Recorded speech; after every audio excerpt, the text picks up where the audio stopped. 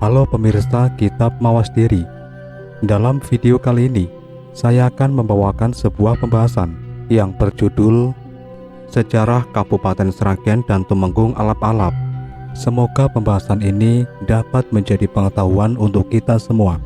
Tanpa berlama-lama lagi, langsung saja kita ke pembahasannya. Hari jadi Kabupaten Sragen ditetapkan dengan Perda Nomor 4 tahun 1987, yaitu pada hari Selasa Pon tanggal 27 Mei 1746. Tanggal dan waktu tersebut hasil penelitian serta kajian pada fakta sejarah ketika Pangeran Mangkubumi yang kemudian hari menjadi Sri Sultan Hamengkubuwono I menancapkan tonggak pertama melakukan perlawanan terhadap Belanda menuju bangsa yang berdaulat dengan membentuk suatu pemerintahan lokal di Desa Pandak Karangnongko masuk Tlatah Sukawati. Proses dan kronologi. Kerajaan Mataram di Kartasura terjadi kekacauan. Suasana pada saat itu sangat ricuh. Raden Mas Garendi, putra Pangeran Teposono, menentang kebijaksanaan para narapraja Mataram, terutama kepada Patih Pringgoloyo yang lengket sekali dengan kompeni Belanda. Raden Mas Garendi ingin membalas dendam karena ayahnya Pangeran Teposono dihukum mati tanpa jelas kesalahannya. Di suatu hari Kanjeng Susunan Pakubuwono II berbincang-bincang dengan Tumenggung Alap-Alap di dalam ageng. "Hai Tumenggung Alap-Alap," sabda Kanjeng Sunan mengawali pembicaraan. "Daulat Gusti," jawab Tumenggung Alap-Alap sambil menyembah. "Coba katakanlah yang sebenarnya, apa yang telah terjadi pada narapraja di Kartasura." "Ampun Gusti, hamba mendengar kabar bahwa Ananda Raden Mas Garendi melakukan pemberontakan menentang kompeni." "Bila demikian keadaannya, ya repotkan saya. Hai Alap-Alap, menghadapi keadaan ini aku jadi bingung. Mana yang harus saya dukung?" "Ampun Gusti, Ananda Garendi menentang kompeni. Itu merupakan usaha untuk mengembalikan nama dan kewibawaan Paduka Kanjeng Sinuhun," sembah Tumenggung Alap-Alap. "Loh, kalau begitu, kamu menyetujui tindakan si Garendi? Benarkah itu?" "Ampun beribu ampun Gusti. Begitulah nyatanya." "Oh Alap-Alap, sadarlah keadaanmu, keadaan kita sekarang ini. Mampukah kita melawan kekuatan kompeni? Kompeni memiliki senapan dan meriam, sedangkan kita orang Jawa hanya memiliki senjata tombak. Saya tidak berani menentang kompeni. Kasihan para prajurit yang menjadi korban sia-sia." Mendengar sabda Kanjeng Sinuhun, Tumenggung Alap-Alap hanya terpaku diam. Dari kata-kata Kanjeng Sunan tersebut menunjukkan sikap Kanjeng Sunan tidak teguh dan sangat lemah. Sikap demikian itu justru dapat membahayakan kedudukan Tumenggung Alap-Alap sebagai narapraja Mataram. Maka dari itu, untuk menghindari segala kemungkinan yang dapat merugikan dirinya, diputuskanlah dia beserta keluarganya harus pergi dari Kartasura. Kemudian pergilah Tumenggung Alap-Alap beserta seluruh keluarga dan kaum kerabatnya dari Surakarta menuju ke arah timur, ke daerah Sukawati. Dia pergi dengan membawa perasaan benci, kecewa, baik terhadap Sunan Pakubuwono maupun terhadap Patih Pringgoloyo. Dalam perjalanannya itu, sampailah mereka di desa Keranggan, daerah Sukawati. Di situ Alap-Alap menyamar sebagai pendeta dengan nama Kiai Srenggi. Sementara itu pasukan pemberontak di bawah pimpinan Raden Mas Garendi dalam hati mengharapkan datangnya bantuan dari Kanjeng Sunan Pakubuwono sesuai dengan janji Sunan sendiri. Namun bantuan itu tak kunjung datang. Bahkan akhirnya diketahui bahwa Kanjeng Sunan membantu kompeni. Menyaksikan sikap Sunan tersebut, Raden Mas Garendi sangat marah. Dia bertekad untuk mengusir kompeni dari bumi Jawa dan menghancurkan keraton Kartasura yang dijadikan sarang kompeni Belanda. Maka pecahlah pertempuran yang hebat antara pasukan pemberontak melawan pasukan Sunan yang dibantu oleh kompeni Belanda. Dalam suasana yang sangat kacau itu, Sunan lolos meninggalkan keraton. Rombongan mereka itu pergi ke arah timur. Sesampainya di desa Lawean, berhenti sejenak untuk melepaskan lelah. Namun di situ dirasa tidak aman, maka perjalanan diteruskan ke Ponorogo. Akhirnya pada tahun 1742, Keraton Kartasura jebol dan diduduki oleh pasukan pemberontak. Kemudian diangkatlah Raden Mas Garendi menjadi Sunan di Kartasura oleh para pendukungnya dengan gelar Sunan Kuning. Pada suatu hari Pati Pinggoloyo bercakap-cakap dengan Kapten Wilhelm, pimpinan kompeni di Benteng Kartasura. Dari hasil pembicaraan yang singkat tersebut, kemudian Kapten Wilhelm minta bantuan ke Batavia. Tidak lama kemudian bantuan itu pun datang. Terjadilah pertempuran yang lebih hebat dari sebelumnya. Akhirnya, karena perlengkapan dan jumlah serdadu Sunan dan kompeni lebih lengkap dan lebih banyak, pasukan Sunan kalah dan diusir dari Kartasura. Setelah Sunan Kuning disingkirkan, Sunan Pakubuwono II yang masih berada di Ponorogo diberitahu dan dimohon kembali ke Kartasura untuk menduduki tahtanya kembali. Kembalilah Kanjeng Sunan Pakubuwono II bersama rombongannya ke Kartasura. Namun Kanjeng Sunan tidak kerasan karena keadaan Kartasura yang porak-poranda tidak mungkin dapat diperbaiki lagi. Maka Kanjeng Sunan memutuskan untuk pindah dari Kartasura untuk membangun keraton baru.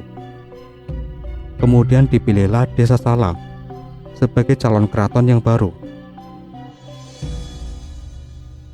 Desa Sala dibangun dan diganti namanya menjadi Surakarta Hadiningrat. Pada waktu itu keadaan masih sangat kacau. Masih banyak pemberontakan menentang kompeni Belanda. Para pemberontak tersebut sebagian besar masih termasuk anggota keluarga raja sendiri. Dan yang paling ditakuti adalah Pangeran Mangkubumi di Sukawati.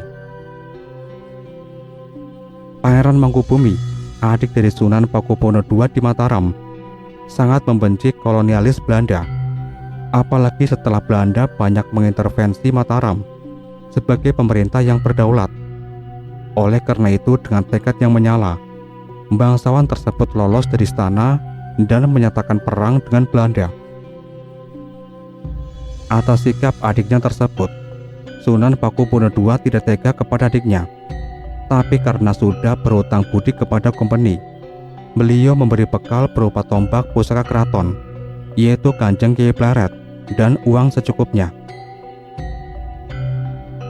Dalam sejarah peperangan tersebut disebut Perang Mangkubumen, yaitu tahun 1746 hingga 1757. Dalam perjalanan perangnya Pangeran Mangkubumi dengan pasukannya sampailah ke desa Pandak Karangnongko, masuk tlatah Sukawati. Di desa ini, Pangeran Mangkubumi membentuk pemerintahan pemberontak. Desa Pandak Karangnongko dijadikan pusat pemerintahan Projo Sukawati. Dan beliau meresmikan namanya menjadi Pangeran Sukawati, serta mengangkat pula beberapa pejabat pemerintahan. Karena secara geografis, desa Pandak Karangnongko terletak di tepi jalan lintas tentara kompeni Surakarta Madiun.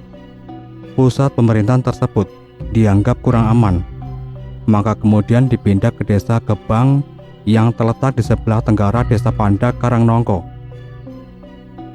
Sejak itu Pangeran Sukawati memperluas daerah kekuasaannya serta memperkuat pasukannya dengan bahu-membahu bersama keponakannya, yaitu Raden Masahid, dan adipati dari Grobogan, yaitu Kanjeng Raden Tumenggung Martopuro, dan beberapa kerabat yang bersimpati dengan perjuangan Pangeran Mangkubumi. Pusat pemerintahan Projo Sukawati yang ada di desa Gebang ini pun akhirnya tercium oleh kompeni Belanda yang bekerja sama dengan Kasunanan dan akan mengadakan penyerangan ke desa Gebang. Pasukan gabungan antara kompeni dan pasukan dari Keraton Surakarta tersebut dipimpin oleh Patih Pinggoloyo, patih dari Pakubuwono II. Untung rencana tersebut diketahui oleh petugas sandi atau intelijen dan Pangeran Sukawati. Dengan berbagai pertimbangan, maka pusat pemerintahan akan dipindahkan ke desa Cekawal. Dalam proses boyongan dari gerbang ke Cekawal tersebut, sampailah mereka di desa Keranggan. Sesampainya di desa Keranggan, dia menerima kabar bila desa tersebut ada padepokan yang dipimpin oleh seorang sakti mandraguna bernama Kiai Srenggi. Pangeran Mangkubumi singgah di desa Keranggan untuk berkenalan dengan Kiai Srenggi serta mohon petunjuk. "Mari, silahkan masuk Pangeran. Hamba tidak mengira akan kedatangan tamu agung. Mari silahkan masuk," kata Kiai Srenggi ketika kedatangan Pangeran Mangkubumi. "Ketahuilah Kiai, hamba sekarang bukan lagi seorang priyayi agung. Sebab selama pengembaraan ini, hamba tanpa pangkat derajat. Hamba adalah seorang buruan yang menentang raja dan kompeni Belanda," jawab Pangeran Mangkubumi dengan hormat. Kiai Srenggi tersenyum dan berkata, "Apakah Pangeran lupa kepada hamba? Hamba ini tidak lain adalah Tumenggung Alap-Alap, seorang hamba kerajaan yang tidak kerasan tinggal di Kartasura dan menyepi di Keranggan ini." Bagaikan disambar petir di siang hari, Pangeran Mangkubumi mendengar pengakuan Kiai Srenggi tersebut. Pangeran Mangkubumi sangat terkejut dan kemudian memeluk Tumenggung Alap-Alap. Begitu awal pertemuan itu, kemudian dilanjutkan dengan percakapan yang panjang, dan akhirnya Alap-Alap atau Kiai Srenggi diangkat menjadi senopati perang pemimpin para prajurit untuk memusnahkan tindak angkara murka. Konon Kiai Srenggi ini adalah seorang panglima perang dari Sunan Amangkurat di Kertosuro, yang sebetulnya bernama asli Tumenggung Alap-Alap. Untuk menghilangkan jejak, beliau berganti nama Kiai Srenggi. Pada saat Pangeran Sukawati singgah di tempat tersebut, oleh Kiai Srenggi disuguhi legen dan palawija, Pangeran Sukawati merasa sangat puas dan beliau bersabda bahwa tempat tersebut diberi nama Sragen dari kata Pasara Legen, dan Kiai Srenggi diberi sebutan Ki Ageng Srenggi. Setelah pusat pemerintahan berada di Cekawal, maka Raden Mas Said diambil menantu oleh Pangeran Mangkubumi, atau Pangeran Sukawati dikawinkan dengan putrinya yang bernama Bra Suminten. Perlawanan Pangeran Sukawati semakin kuat, dan karena kompeni merasa terdesak, kemudian siasat memecah belah dengan mengadakan perjanjian Palingan Negeri atau terkenal dengan Perjanjian Kianti tahun 1755, di mana Kerajaan Mataram dipecah menjadi Kasunanan Surakarta dan Kasultanan Yogyakarta, dengan mengangkat Pangeran Mangkubumi atau Pangeran Sukawati menjadi Sultan Hamengkubuwono I. Kemudian pada tahun 1757 diadakan Perjanjian Salatiga dengan memecah Kesultanan Yogyakarta menjadi Kasultanan dan Pakualaman, serta Kasunanan Surakarta menjadi Kasunanan dan Mangkunegaran, di mana Raden Mas Said atau Pangeran Sambernyowo ditetapkan menjadi Adipati Mangkunegoro I dengan mendapat sebagian wilayah Kasunan, Wonogiri, dan Karanganyar. Sejak Pangeran Mangkubumi diangkat sebagai Sultan Hamengkubuwono, daerah Sukawati menjadi kurang terurus karena jauh dari pusat pemerintahan Kasultanan Yogyakarta. Pada saat itu, timbullah perlawanan pemberontakan dari Madiun dan Ponorogo yang ingin menguasai wilayah Sukawati, dipimpin oleh Pangeran Ronggo Madiun. Untuk menanggulangi pemberontakan itu, Raden Tumenggung Kartowiryo, salah seorang punggawa pasukan Pangeran Mangkubumi, ditugasi untuk menghadapi Kraman atau pemberontakan tersebut. Raden Tumenggung Kartowiryo berhasil menumpas pemberontakan Pangeran Ronggo Madiun, dan Raden Tumenggung Kartowiryo diangkat sebagai Bupati Penamping atau wilayah perbatasan di wilayah. Pada tanggal 17 September 1830, terjadilah perjanjian antara Pakubuwono dengan Hamengkubuwono V. Daerah Sukawati masuk wilayah Kasunanan Surakarta dan Gunung Kidul masuk wilayah Kasultanan Yogyakarta. dalam suatu pisawanan agung di Keraton Kasunanan Surakarta. Kanjeng Raden Tumenggung Kartowiryo dapat menyerahkan pusaka-pusaka keraton yang hilang saat perang, yaitu Perang Pecinan di Kertosuro, yang berupa satu tombak Kanjeng Kiai Lindu Pawon, satu keris Kanjeng Kiai Nogosostro, dan satu keris pusaka milik Kanjeng Raden Tumenggung Kartowiryo sendiri, karena sangat bergembira mendapatkan kembali pusaka-pusaka yang sudah lama hilang. Dan sebagai penghargaan atas jasa Kanjeng Raden Tumenggung Kartowiryo, maka sejak saat itu daerah Sukawati diserahkan kepada Kanjeng Raden Tumenggung Kartowiryo sebagai daerah perdikan, daerah bebas pajak.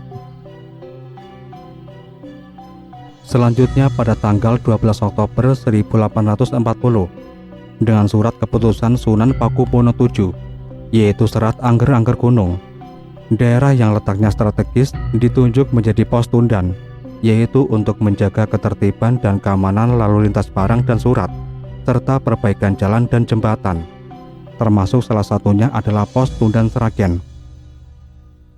Setelah Kanjeng Raden Tumenggung Kartowiryo wafat, kedudukan sebagai Bupati Penamping digantikan oleh putra kelima yang nama kecilnya Raden Mas Sulomo. Perkembangan selanjutnya sejak tanggal 5 Juni 1847 oleh Sunan Pakubuwono VIII dengan persetujuan Residen Surakarta, Baron de Geer, ditambah kekuasaannya yaitu melakukan tugas kepolisian, dan karenanya disebut Kabupaten Gunung Pulisi Sragen, dan Raden Mas Sulomo yang diangkat menjadi Bupati Gunung Pulisi Sragen dengan nama Kanjeng Raden Tumenggung Sastrodipuro. Sejarah pemerintahan di Kabupaten Sragen tahun 1871 hingga 1861. Kanjeng Raden Tumenggung Sastropuro menjabat sebagai Bupati Sragen pertama, yaitu tahun 1861 hingga 1903. Kanjeng Raden Tumenggung Wirjoprojo, cucu Kanjeng Raden Tumenggung Kartowiryo, menjabat sebagai Bupati Sragen kedua, yaitu tahun 1903 hingga 1933. Kanjeng Raden Mas Tumenggung Panji Sumonegoro, cucu Kanjeng Raden Tumenggung Wiryodiprojo, menjabat Bupati Sragen sejak tahun 1903 sampai dengan 1933. Sunan Pakubuwono ke-10 dengan Rejblet nomor 23 1918 Kabupaten Gunung Pulisi diubah menjadi Kabupaten Pangrehprojo sebagai daerah otonom yang melaksanakan hukum dan pemerintahan. Tahun 1933 hingga 1939 Bupati Sragen dijabat oleh KRMAA Yudonegoro. Tahun 1939 hingga 1944 Bupati Sragen dijabat oleh KRMT MR Wongsingonegoro. Tahun 1939 hingga 1944 Bupati Sragen dijabat oleh KRMT Darmonegoro. Setelah proklamasi tahun 1945, di Sragen ada gerakan masyarakat yang ingin melepaskan diri dari kekuasaan Kasunanan Surakarta dan bergabung dengan pemerintah Republik Indonesia.